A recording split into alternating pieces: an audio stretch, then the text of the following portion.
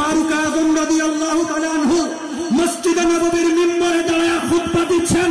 হঠাৎ করে খুতবার মধ্যে তিনি বলে উঠলেন, ইয়া সারিয়াল জাবাল, ইয়া সারিয়াল জাবাল, ইয়া সারিয়াল জাবাল। সবাই অবাক হয়ে গেল, ব্যাপার কি? হুজুর দিচ্ছেন খুতবা মসজিদে নববীর মিম্বরে। হুজুর কেন বলে উঠলেন, এই সারিয়া, পাহাড়কে সেট করো, পাহাড়কে পশ্চাতে রেখে যুদ্ধ করো। এই ঘটনার কিছুদিন পর যুদ্ধের সেনাপতি মদিনায় ফিরে আসলো।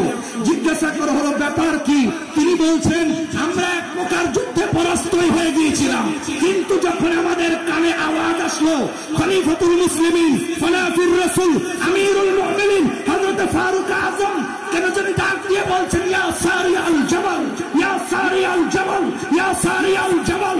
হুজুর আমিরুল মুমিনিনের এই কণ্ঠস্বর শুনে আমরা পাহাড়কে পশ্চাতে রেখে যুদ্ধ করে ওই যুদ্ধে বিজয় লাভ করেছিলাম।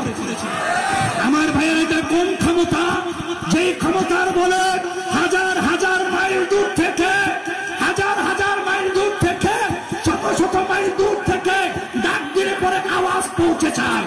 বলবো এটা হচ্ছে আমার নবী যে বলে গেছে, ইত্তাকু ফিরাসাতুল মুমিন ফাইন্নাহু ইয়ানজুরু বিনূরিল্লাহ।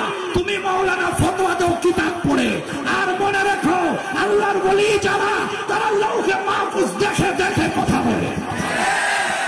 তুমি মৌলানা সাহেব, তুমি মৌলানা সাহেব, তুমি আগন্তুকের খবর দিতে পারো না, কিন্তু হুজুর গৌসে মুখতারের দরবারে রওনা দেওয়ার সময় ঘর থেকে কদম বাড়াতে দেরি, এখানে গৌসে মুখতারের বেলাদের রাতে ধরা পড়ে আমার কোন আসে কি হাজত নিয়ে আমার দরবারে আসতেছে। আরো জোরে কোন ঠিক কিনা?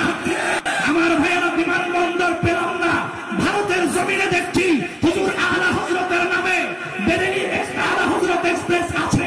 আমরা দাবি জানাতে চাই, পুরা বাংলাদেশ থেকে বিশ্বের বৃহত্তম পর্যটন নগরী কক্সবাজারে বিভিন্ন ট্রেন দেওয়া হয়েছে বিভিন্ন নামে।